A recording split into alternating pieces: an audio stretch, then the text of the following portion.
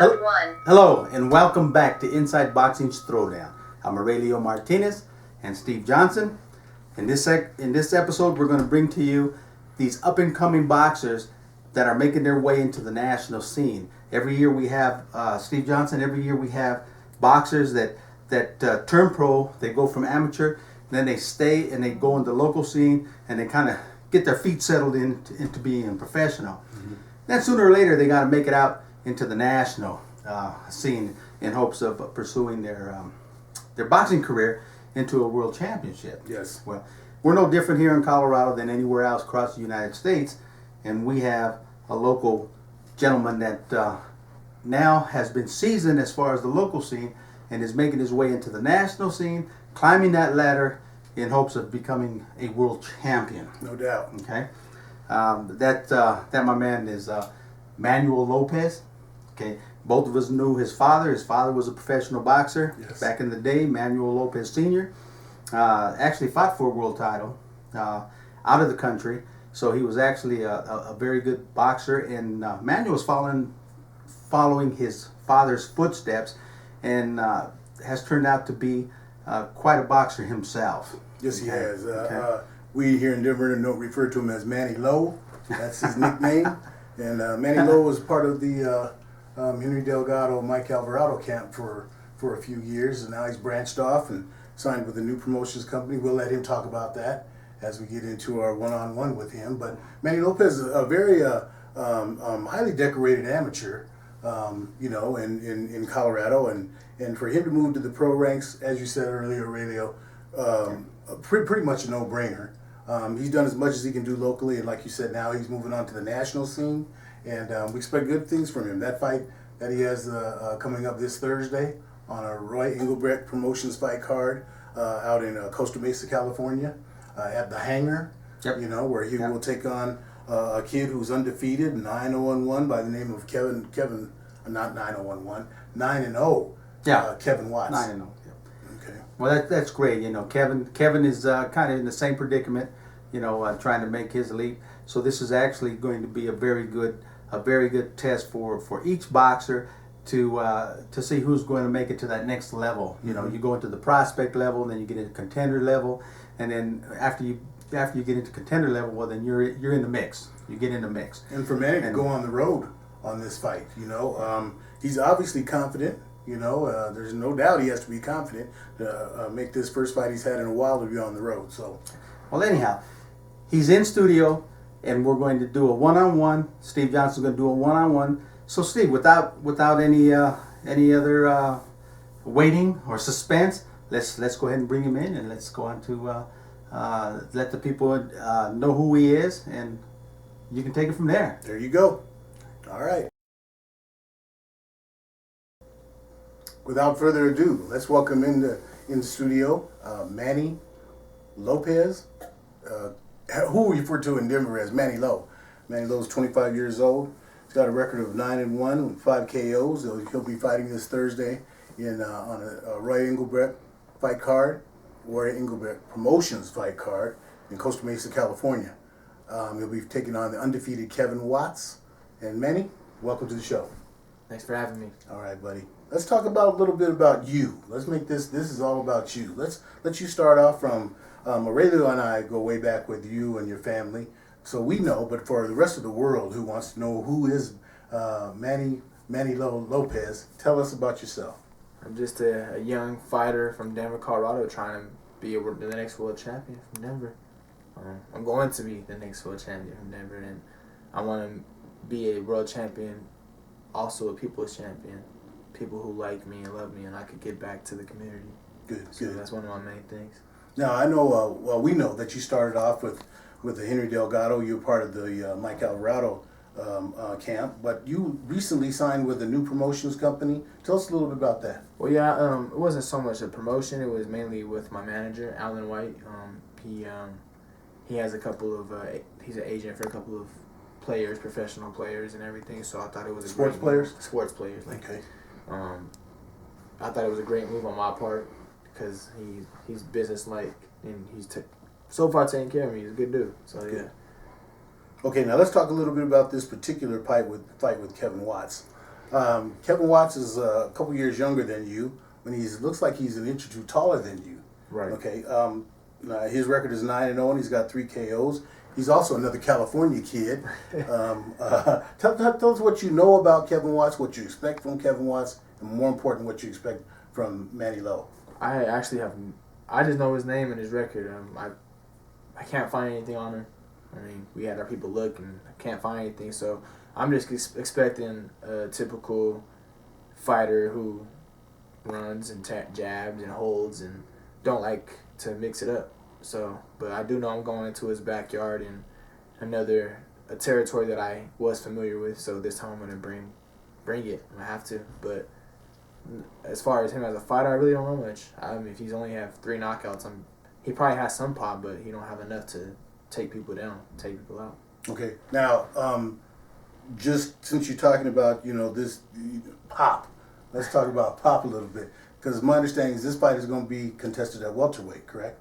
Yeah, 140, light welterweight. Light welterweight. Yeah, 140. Okay, because they'd said welterweight, and I was just wondering how you're going to feel about moving from light welterweight to welterweight. But what is the contract weight? 141. 141. Mm-hmm. Okay, so that won't be any problem at all for you. I wouldn't think. I was just wondering if you were going to start campaigning at light welterweight. Let me just say this for you fans that don't know, Manuel Lopez is tremendous. Not only, like you said, I had the opportunity to know this when he was a kid. Now he's a man with a son. Talk about your family a little bit. I know his mom and his dad were big fans of them because of the support they've always given him. Talk about your family a little bit, Manny. Yeah, well, I got a great support system. My father was obviously if you guys know, he was a fighter. My mom managed him, so they followed me the whole way up to be a fighter. I got a son, and he's one of my main motivations now to be a world champion.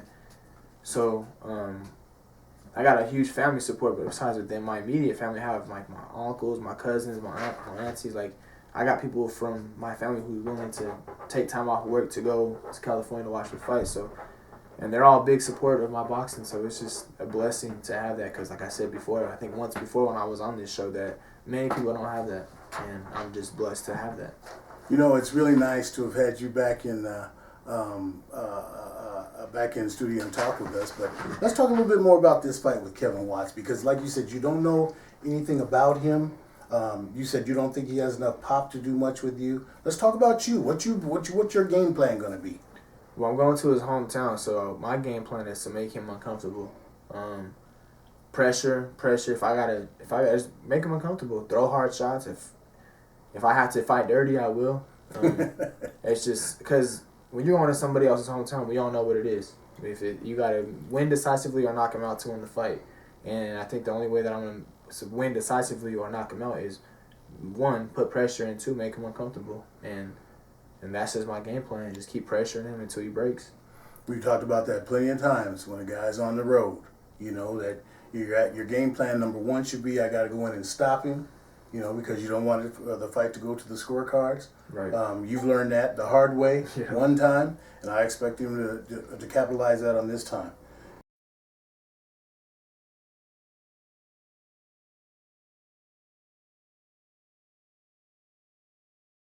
Manny Lo, one thing that we need to touch on for all the fans around the world is that you spent time, actually one of the premier sparring partners for world champion Timothy Bradley.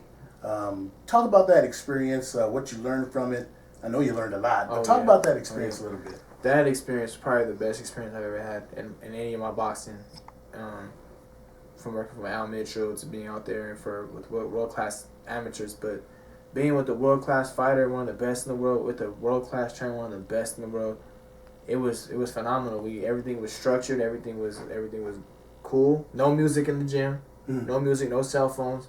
It was just work, time to work, focus, and it wasn't so much beat each other up in the gym. It was like, if I was sparring Tim and I hit him with something, Teddy had time. Hold on, this is why you got hit. And then while he's telling Tim that, he'll come to me and be like, well, you need to work on this. So, man, it was just the whole experience. And Timothy Bradley is more of the way his mental is. He's a great man. He's a great man, and he would sit down and talk to me for hours. in the gym. Well, like, after we're done training or even before we even start, we'll sit down and talk for like an hour about what I need to do for me as far as my career, and he'll give me advice. And it was just good to hear. And he one day he told me, kind of made me feel a little happy. He was like, "This is the same stuff I told Terrence Crawford before Terrence Crawford blew up." I was like, "Oh damn, all right." But as far as the whole thing, I mean, it was a great experience, and I'm so happy that I went. It was fun. It was fun too. Good. And he has a great family as well. His wife and his kids they're great people all the way around. Now you got to come into that camp. This is post Joel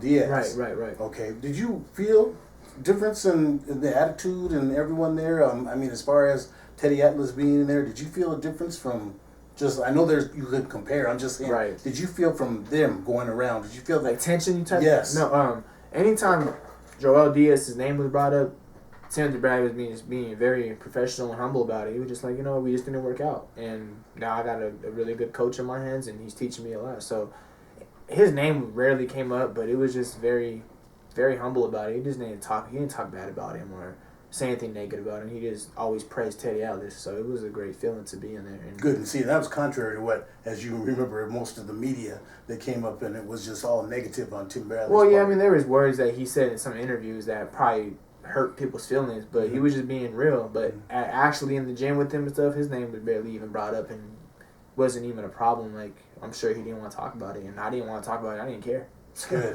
Good. Okay, and we'll move on to the next part of the conversation. Manny, now that you've firmly established yourself as an up-and-coming professional boxer, there's all kind of younger guys that are, making that move from amateur status to professional. Okay, now that you've done that successfully, there's a lot of people that want to know how they can follow you more closely. Is there a way that you have for this particular fight coming this Thursday night that they can do that? Yeah, man. Well, for this specific fight, you can go, if you have a Twitter, you can download the app Periscope, and it's called Periscope. Periscope, yeah. Periscope. And that connects to your Twitter account, and you follow Fight Club OC, and when the person at the fights goes live stream, it's live footage. It'll let you know on Periscope. You log on and you're watching me fight. So help me be nationally televised or nationally known, and start watching, start following. Sounds good. So you have to have a Twitter account, okay, and then you can download the Periscope app. Exactly. And this fight will then someone who was there at the fight will actually be able to live stream the fight. Yep. Great. So there you go, folks. That's the way you'll be able to see this fight Thursday night. Manny, just before we go, we've got a few minutes left. If there's anybody that you want to give a shout out to, family, friends, just do it now. This is your opportunity to say hi to anybody. Your son, little Jay, you want to give him, some props. Just real quick, I remember for his first birthday, your mom told me. Remember, she said he wears size 5'6". I thought 5'6" in size, and I got him 5'6", and it was for a little kid, and he was a baby. Remember that? Yeah. Is he wearing it now? Finally. Finally, he's still a little big, but he's trying. But okay. Just for everyone out there, my fans, really you guys, thank you, because there's stuff that I don't know that I hear from other people, word of mouth. Like, people actually are looking up to me and expecting a lot from me, so that pushes me to the next level. So all the fans that I don't know and you want to know who I am and who I am, like, personally, I just want to thank you guys, and I love you guys, because that's a huge drive, and all the little kids out there. So that's pretty much what I wanted to say thank you and show love to. Beautiful. Manuel Lopez, he'll fight this Thursday night, December 3rd, on a Roy Engelbrecht Promotions fight card in Costa Mesa, California at the Hangar. Manny, good luck to you. Thank you. We'll hope to see you again, brother. Thank you. Appreciate it. In the meantime, as we end every show, you remember this. You got to keep them hands up, baby. Keep them up.